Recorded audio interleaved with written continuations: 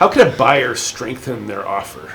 That's an excellent question to ask, because right now this market is super competitive, and there are a lot of things a buyer can do to strengthen or enhance their offer. First, it's real important that you deal with a good, experienced, knowledgeable broker, and that broker should be calling the listing agent and saying, not, did you get a permit for the attic?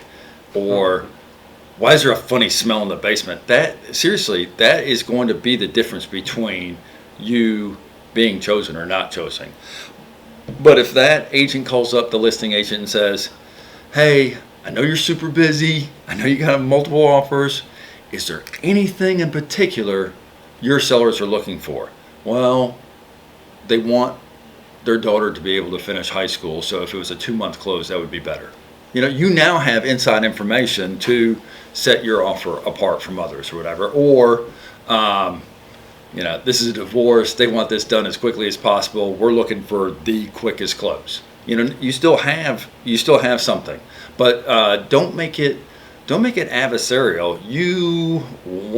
This is a popularity contest. You want that agent to want to work with you. You can say little things. I saw the roof was older, we're not concerned about that. I saw the HVAC was older, we're not concerned about that.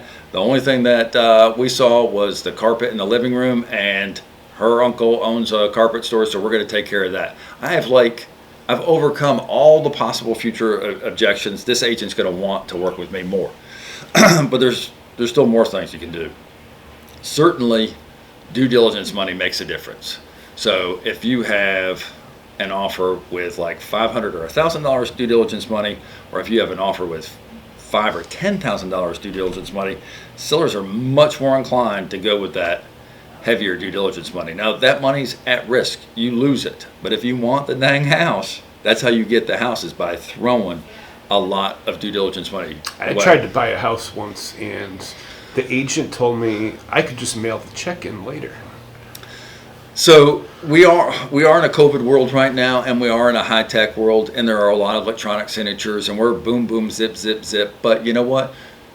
I sold 60 last year, and I'm not too busy to drive to the office or to meet with the agent in Wilsonville and say, here is my offer, here is the check. Or at the very least, you want a copy of the check with it and say, Susan, I know I'm not giving you the check right now because you're so busy and we're in a pandemic, but I have the check. This is real, because that's just one little thing. We've had deals where I had a deal last year where the buyer never delivered the due diligence money. We've had it where it's happened several times to several listing agents. So to have the money in hand is hugely important. Don't muck up an order. Are you going to ask for a home warranty? Seriously, you're in a competing situation and you're going to ask the seller to pay $500-$700 for a home warranty? No, don't do that. You're going to ask for the refrigerator. You're going to ask for the grill. You're going to ask. Don't. If you're competing, you want to make this as simple and as smooth as possible. So don't cause any waves. Now, some people have been writing letters. We want to make sure that we're not violating any federal policy. You can't have pictures of you and your family and the kids, and so that would be a violation. You can't say my wife and kids would love this property. You have to. You're supposed to be neutral. So there's a mixed bag as far as the letter is concerned. But I've had the sweet little old lady as the seller, and they read the letter and they so much liked what they saw in that letter. Seriously, a guy writes a letter and says, I'm going to buy this house because I want to rent it and get some rent money, versus we love your backyard, we want to raise a family someday there or whatever. That's probably not legal, but you just say we love the backyard, we can imagine spending time in the backyard and having barbecues. That is like a stronger visual image than something really, really cold.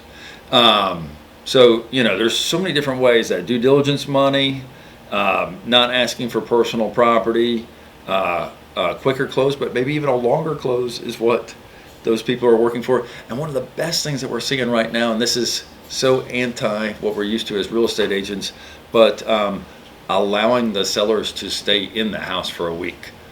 So many people are like, what do I do when it's closed? I'm like, you need to be out. I mean, they need to do a walkthrough like the day before or the morning of. You need to be moved. Well, what if it doesn't close? Sorry, you got to be out of there. I mean, those are the rules, and that causes a lot of anxiety. Yeah. But if you tell the 65-year-old couple, oh, don't worry, Mr. and Mrs. Smith, you can take 30 days to move out.